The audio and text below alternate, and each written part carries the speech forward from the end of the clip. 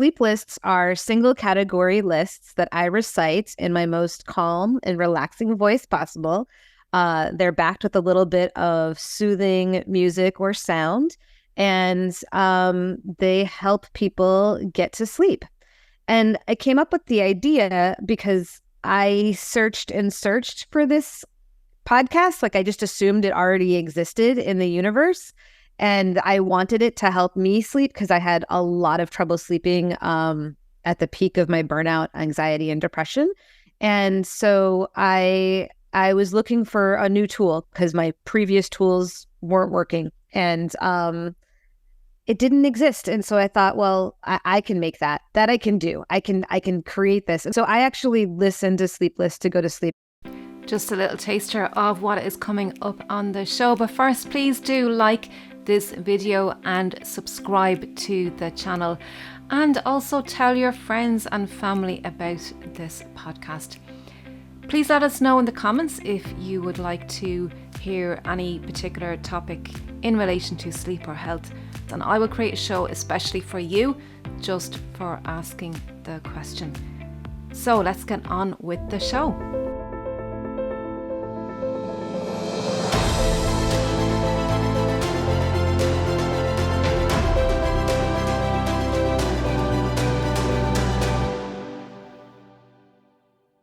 Before we start today's video, please be sure to subscribe and hit the notification bell so you don't miss out on any new videos. Welcome everybody back to the Empowering Family Health podcast. I am so delighted to have you back here. So delighted for another episode with another amazing guest. Today we have Helen Sernett. Helen Sernett is going to be talking to us all about sleep lists. What are sleep lists? I hear you ask. Well, before we bring Helen in, let me read you out her bio and we're going to talk all about everything sleep and sleepless. It's my favorite topic to be discussing. So Helen left a successful career in non-profit fundraising at the end of 2022. And she was experiencing burnout and the anxiety and depression that go with that, as some of us may know. Part of her path to recovery and wellness and personal growth has included the creation earlier this year of our podcast called Sleep Lists. She lives in rainy Seattle, Washington, USA with her husband, her daughter and her cat, and she loves to cook and enjoys working out, beachfront walks and the occasional cup of hot cocoa. Oh wow, yes, you're talking my cup of hot cocoa too. You're welcome, Helen. Thank you so much for having me. I am so glad to be here and so appreciative of the opportunity to talk about my favorite topic too, which is getting lots of sleep as much as I can. Yeah. It's a topic that many people wouldn't really consider having that conversation about. You know, many people think it's a boring topic. We're just asleep. This is what I get from people, you know. We're unconscious. So how can we actively be doing anything, you know, because people think, you know, when you talk about getting fit or being healthy, you have to do something, you know, you have to eat healthy foods, you have to go for your exercise, but sleep, you just sleep, you know, how can you be proactive? But there is so much that we can do to be proactive, you know, when it comes to having a good night of sleep. And what I always say, your sleep begins from the time you wake up in the morning, and it's what you do during the day. So that really impacts your sleep at nighttime and your overall well-being. So Helen, I'm really curious, right? You have a podcast called Sleep Lists. What is Sleep Lists and where did you come up with that idea from? Great question. Sleep lists are single category lists that I recite in my most calm and relaxing voice possible. They're backed with a little bit of soothing music or sound, and they help people get to sleep. And I came up with the idea because I searched and searched for this podcast. Like I just assumed it already existed in the universe. And I wanted it to help me sleep because I had a lot of trouble sleeping at the peak of my burnout, anxiety, and depression. And so I was looking for a new tool because my previous tools weren't working. And it didn't exist. And so I thought, well, I can make that I can do. I can create this. And so I actually listened to Sleep Lists to go to sleep, which is very, I think, strange. A lot of podcasters, a lot of people don't like hearing their own voice. Yeah. But I listen to my own sleep lists to go to sleep sometimes. So yeah. Wow, brilliant. So sleep, yeah. So yeah, and you would think that there'd be something like that out there because there's lots of apps out there, Calm and what's it? Not Tea Timer. There's another one, something timer. Oh God, I can't think the name. And there's one called Breathe. There's Calm. There's Headspace. Here in the States, Headspace is very popular. Yeah. Yeah, I can't remember that other one. Something timer. Anyway, I'm sure maybe someone will show it in the comments. It is a popular one, but there are lots of apps out there that help people to, with sleep or with relaxing, with meditation, all these kind of things, and even sleep stories. Like the most boring sleep stories that put people to sleep. Now that's not my cup of tea, but it is. It might be something that some people would like. And you specifically had something that you were after was sleepless, and I know, what other tools, by the way, Helen, what other tools did you use prior that didn't work? I'm just curious about that before I go into... Right. So for a while, I was listening to sleep meditations that were working for me through an app called Breathe. I was listening to them and they stopped working. They also really annoyed my bed partner. So I was trying to find ways to listen that didn't disturb my bed partner, but that also didn't cause me discomfort while I was trying to fall asleep. So that was an issue. White noise, brown noise, gray noise, green noise. I tried all of the noises. Pink noise. Yeah, pink noise. Yep. I tried all the noises. None of those ever worked super well for me, but I did try them. I tried several different versions of sleep stories. I always found them to be too interesting, even when they were boring. My level of anxiety was so high that if you introduced a new concept to me, I had to understand how it came out. Otherwise, I would just keep on thinking about it. So I was waiting and waiting and waiting for them to get to the point. And of course, the whole point of a sleep story is that they don't really get to the point very quickly. Yeah. So it did not work well for me. And I think it doesn't work well for a lot of high anxiety people. I'd actually rather turn on, which is a terrible idea, but I've done it before, is television shows. I've fallen asleep to television shows. That's a terrible idea because then you've got that light just sort of like there. And it doesn't help you with your sleep rhythms and your waking times. Like it just messes up a lot of things for me that way. I tried over-the-counter sleep aids. I've tried in Washington State both CBD and THC cannabis products are available in retail spaces. And so I tried some of those. They worked well until I started on some antidepressant medication, which then interfered with that functionality. And the antidepressant medication was very important. It was definitely helping me, and I didn't want to interfere with its functionality. So I didn't take the cannabis gummies anymore. The ability to rest is the body's key to healing. Do you struggle with getting asleep at nighttime or staying asleep during the night and waking up the next morning feeling absolutely exhausted? My book, How to Get a Good Night's Sleep, is easy to understand, it's solution-based, and it's packed with research to help you take back control of your night's sleep. My book is available on Amazon, and it's also available on howtogetagoodnightsleep.com. This book is also available in audio and ebook. So get your copy today and start having the best night's sleep that you've only ever dreamed of. Let's see. What other things had I tried? Counting in my own head. That was my oldest, most tried and true, counting and telling myself stories to fall asleep. That was like childhood things that I did that used to work really well and just stopped working. And in fact, what I really was after when I was seeking out sleep lists was somebody in a calm, soothing voice to just count from like 1 to 500 outside of my head, because I used to, or I still can sometimes, but at the peak of my sleep dysfunction, I wasn't able to do it for myself. I wasn't able to count in my own head myself. And I just wanted somebody else to just like be an external voice to really help shut down my internal voices that I didn't focus on want to hear. something else. You could be, because that's what it is, isn't it? At the end of the day, you know, is our brain is so busy trying to, you know, if we're most people in my experience go to bed with worries, concerns, upsets, all this sort of thing. And it comes flooding into the head right when the head is going on the pillow. And people ask me, why is that? Like, you know, why is that?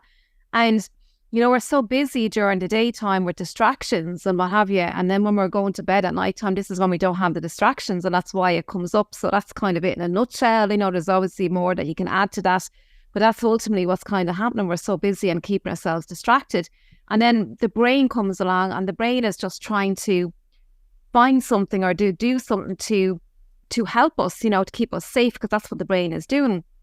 And so the brain is going off there trying to find a solution to your worries, to your problems, and that's all. So when we focus our brain on the counting, you know, like what you're suggesting, the counting, and that is a practice that and we'll get into the sleepless now in a second, but it is giving our brain something to do, and therefore taking the focus off the worries and concerns. So that's ultimately what the purpose of all this is.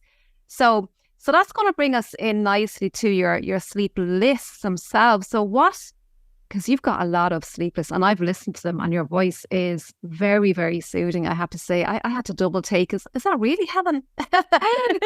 Really, really, really soothing. A lovely, lovely voice.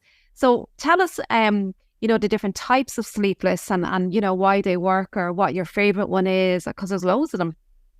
Yes, and I think they work differently for different people. I continue to be really quite surprised that the presidents of the United States and their vice presidents is my most popular episode, because I thought it's boring, but it actually was sort of interesting. And it was one of those sleepless that as I was recording it, it was interesting for me from my history research kind of brain to dive into.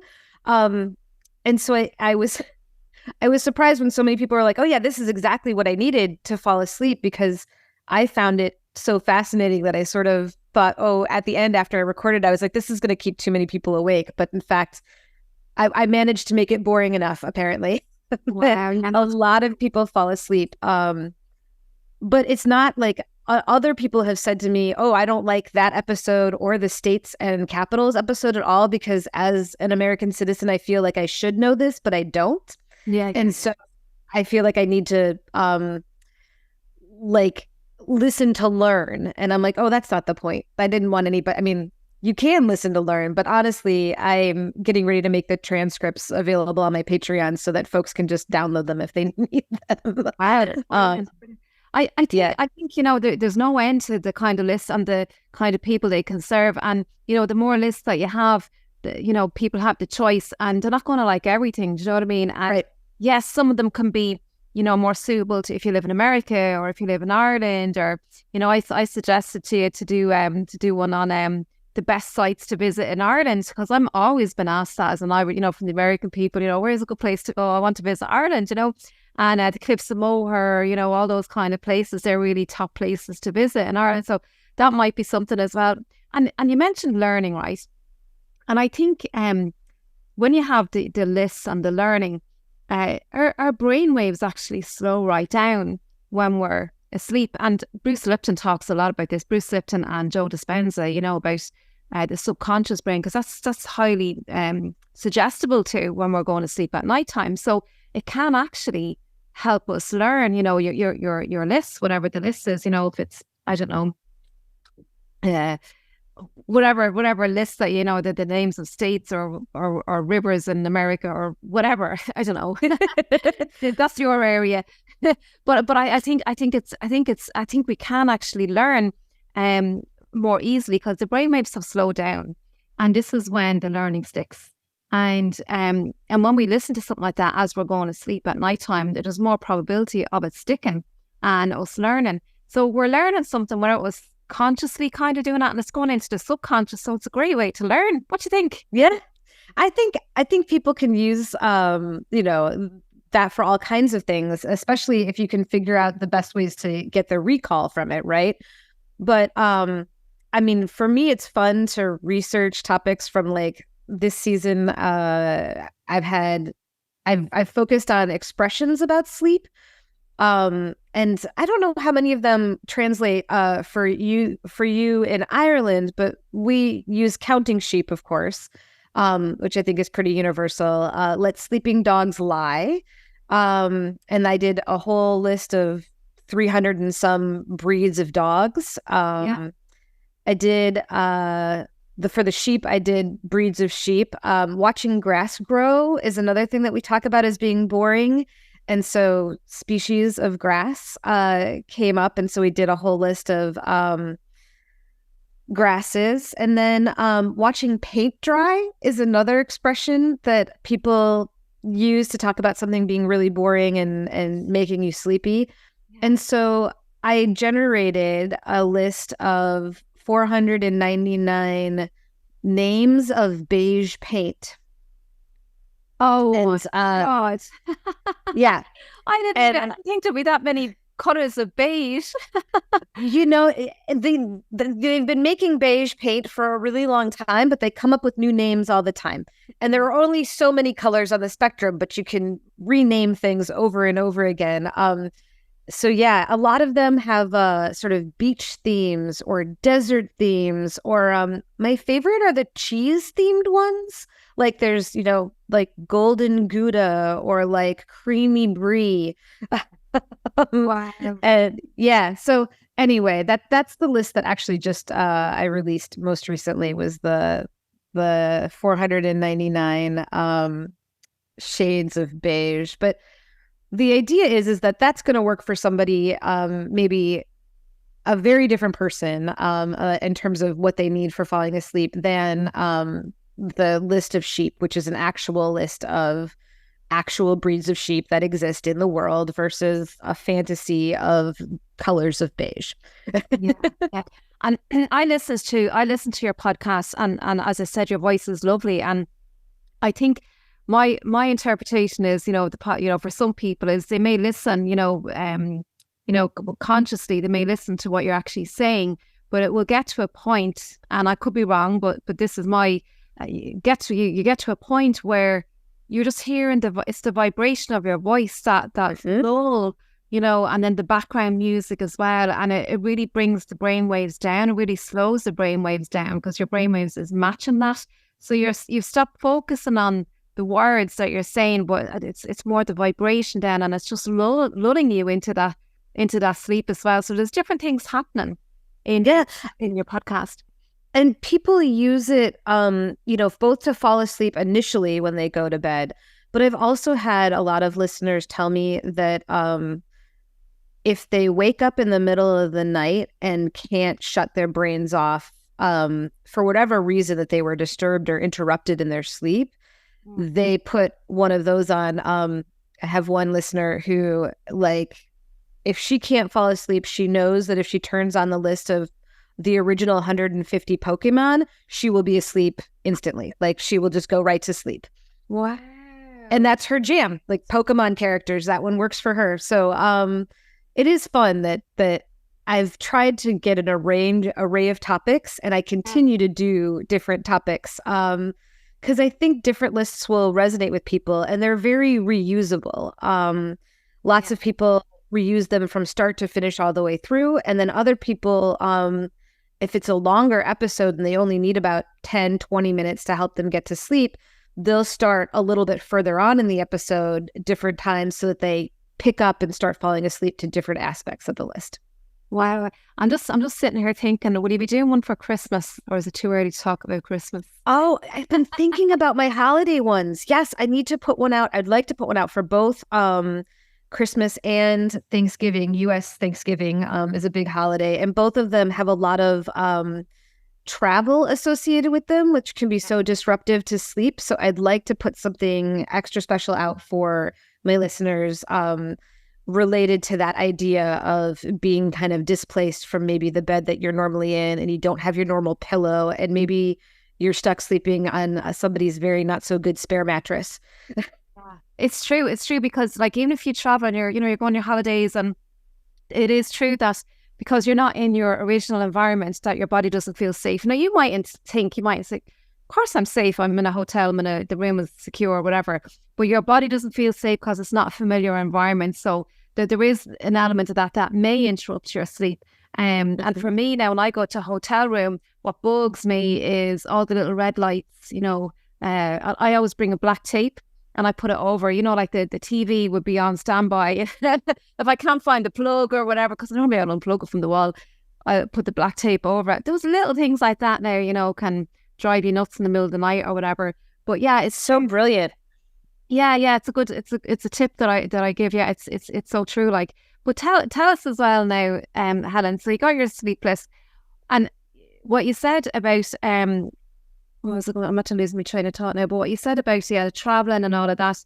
The bedroom, bit unfamiliar with the bedroom to safe. Yes, so I said that. So Helen, your lists vary in length, so I'm sure that there are like very short ones, very long ones. So depending, and as you say, people can listen to them during the when they wake up during the night, and also if they're tired and they need to have a nap or something like that, it'd be a good one to listen to during the daytime. The slump in the afternoon. Yeah, that 20-minute, if you just want a 20-minute nap, there's a really nice one. There's a couple that are a little bit shorter that are like 20 minutes. They tend to go between 20 and 50 minutes. An hour seems excessive. I really hope that my voice can get people to sleep by an hour.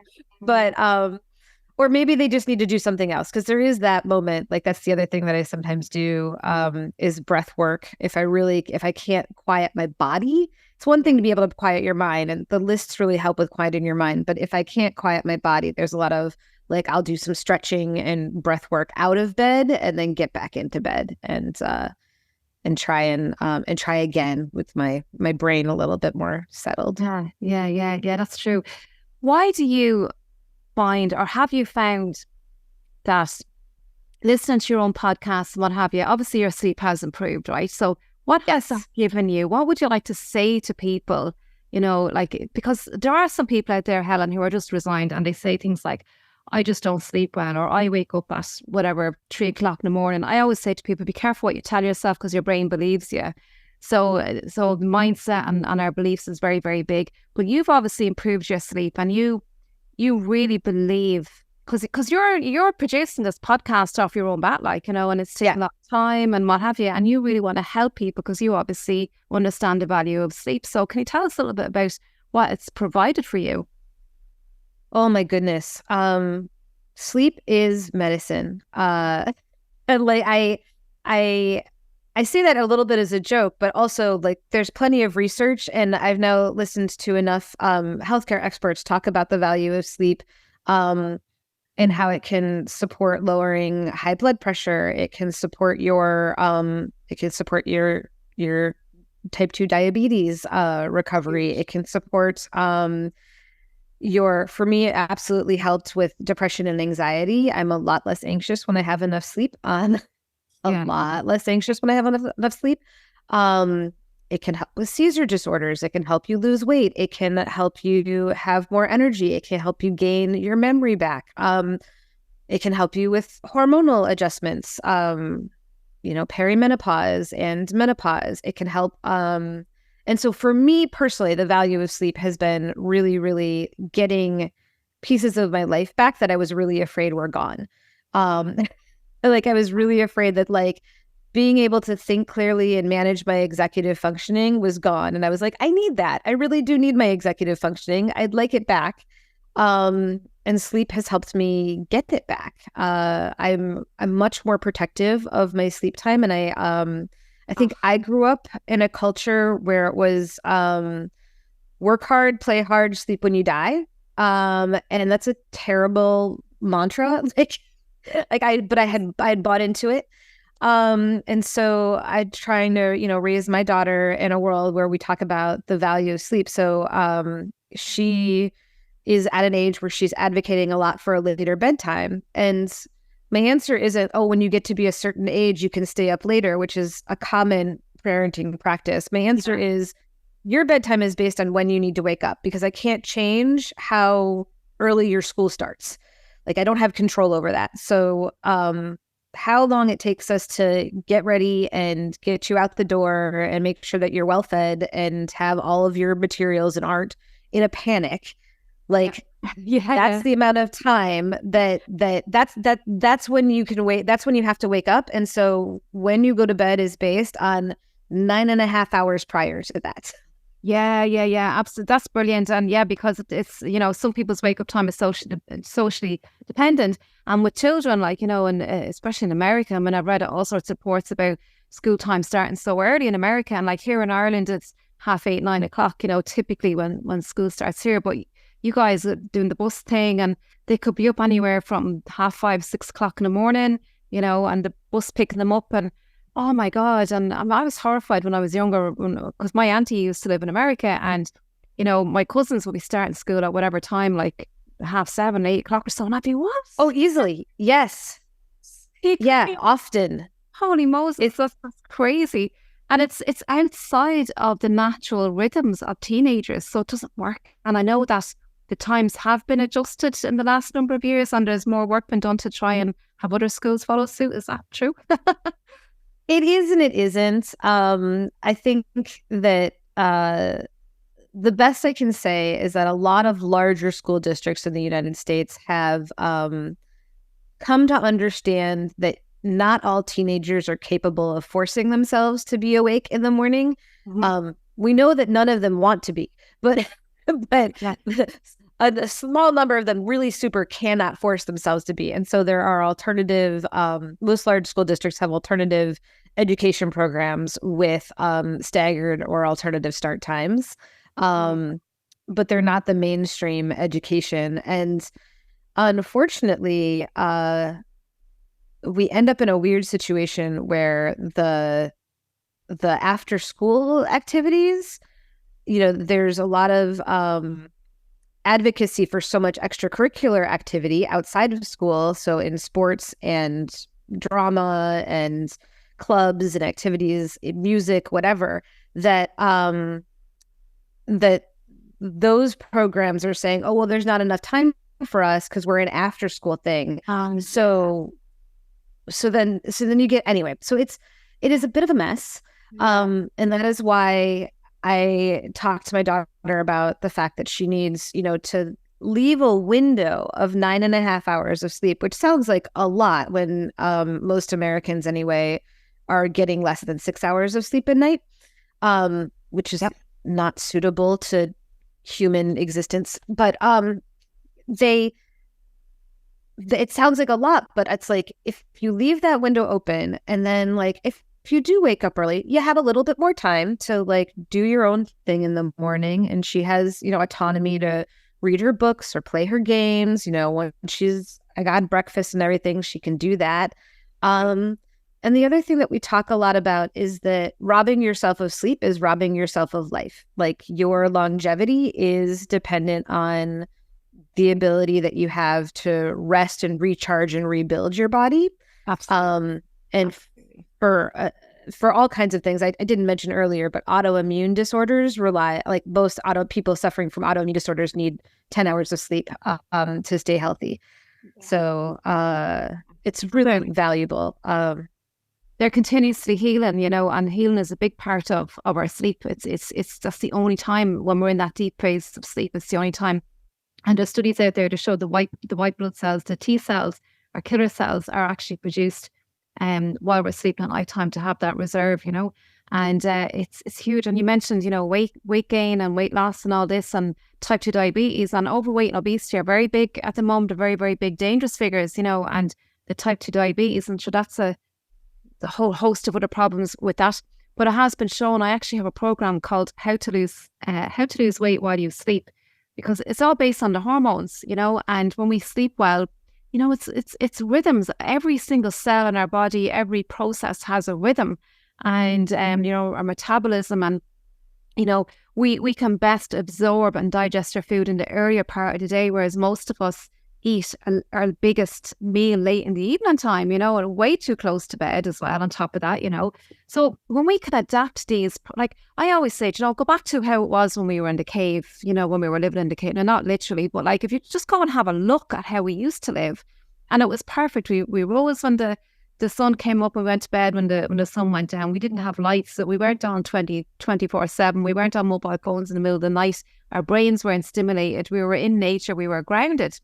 And this really, really helps. And I think many of us are indoors far too much as well. We need to be outdoors more and get that daylight, get the fresh air, the simple things, the air, food and water, hydration. So there's a lot that we can do to help us stay in rhythm, and for our children as well, and I think as parents, we really are the role models for our children. And I really put my hat off to you, Helen, with your daughter, really guiding her in the right way and educating her and letting her have her own autonomy as well, which is really, really important to help her be responsible, So it's great. But I love how you view sleep, how you value sleep, and how you've overcome your struggles. Where can people find you? Where can they find your podcast, Helen? Yeah, the best place to find me is at sleeplists.com for the podcast, especially that has all of the episodes and the blog posts that go with them, as much as I can put them out there, and also links to all the players that my podcast can be found on, in case if you really want to watch it or listen to it on your own on other players. And then for me personally, if you want to get in touch with me, for whatever reason, I am easy to find at on LinkedIn with the / Helen Sernett. So my full name, and it's really and those it's really I do a lot of my networking there, and that is the platform from which I find most of my speaking opportunities. Whereas sleeplist.com is really dedicated exclusively to the podcast. You do speaking opportunities as well. What kind of speaking do you do, Helen? Yeah, I talk to people about embracing change and the value of the way our brains are structured and have neuroplasticity.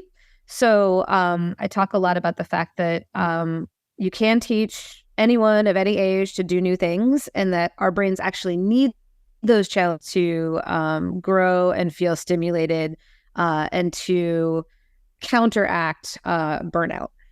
Yeah, I love that you mentioned that now. Absolutely, because as we age, many people have this attitude, oh, I'm just getting old, that's just the way it is, and many people think when your brain cells die, that's it, and you're going to start losing your memory and your faculties and all of this, but nothing can be further from the truth. There's so much we can do to keep our brains active. And it's like, if you don't use it, you lose it. And that's true, because the brain or your body thinks, oh, well, she's not using it. We don't need that anymore. The body is so yeah, it really is. It's super intelligent. I love short of dementia, right, which are diagnosed ailments of the brain. But there's so much that we can do prior to that to help ourselves be resilient and in the face of change. And I had really stopped practicing a lot of self-care around engaging in new things. And so new things became more and more challenging. And so the entire journey of learning how to do a podcast and make it work and learn all the software has been such a revitalization for me, and how I think and how I can do more executive functioning, where my myelinated synapses are. So yeah, I speak about the idea that we can all embrace change, and that we need to embrace change in order to function in modern society. Really important, because if you keep living your life the same way and expecting different results, that's madness, isn't it? There's a quote about that, and it's true, because if you want your life to change, if you want your life to transform, you do have the power to do it. You absolutely, and you know what you like best. You just got to discover that, what it is that you enjoy doing, because there has to be a bit of fun in that, because when it comes to change, you got to do something fun, because then you'll stick to it. And it's really all about changing your habits and keeping at it, and it's repetition, and then eventually it'll be hardwired into the brain. So great topic, great topic that you're speaking to people about, because that's it. We're changing all the time, when we're adapting all the time to what it is that we want, and to be healthy and to thrive in life, and sleep ultimately is a big, huge part of that. So we're coming to the end, Helen, and I'm just so delighted that got a chance to talk, and I'm so delighted that it was Scott Smith who introduced us from the Global Tea Break. Yeah, that's who he introduced us a good while ago. And my friend Alan Hennessy is part of that as well. I think he's a co-founder in that as well. And Hennessy, he's here in Ireland. And I must get back on to another one of them. I haven't been on one in a while. Actually, I was on the last one, but my battery died in my laptop, and I got booted out because my battery died. Yeah, so I must go on another one. But yeah, no, this has been a great conversation, Helen. So I do encourage people to listen to Helen's Sleepless, and honest to God, your voice is beautiful. It's like an angelic, and I think it's great for children as well. Like any age can listen to your podcast. Children, adults, see anybody can listen to your podcast. So it's really suit, and there's one for everyone as well that would suit. And I certainly found I like the grass one, believe it or not. I was listening to all the different types of grass. And there was one or two grasses that I did recognize. I was like, oh yeah, I never thought that. And then I was curious. So, but then my brain did switch off and I fell asleep. But yeah, it's great. Like, so I do encourage people to listen to that. Use that as a tool. It may be the one that you've been looking for, like Helen, when she just created her own for herself because there was none out there. So I am so delighted. Thank you for being here. Thank you for the work that you're doing in the world, because you are helping people to sleep better and you are giving them a new lease of life. It has been my absolute pleasure and honor to join you in this conversation. Thank you so much for having me on. And if I can help one person get sleep consistently and regularly, I would be thrilled. So hopefully folks can check out the podcast and learn more about that. Yeah, brilliant, great. Okay, Helen, listen, have a wonderful day and we will chat to you soon. Thank you so much. Take care and be well.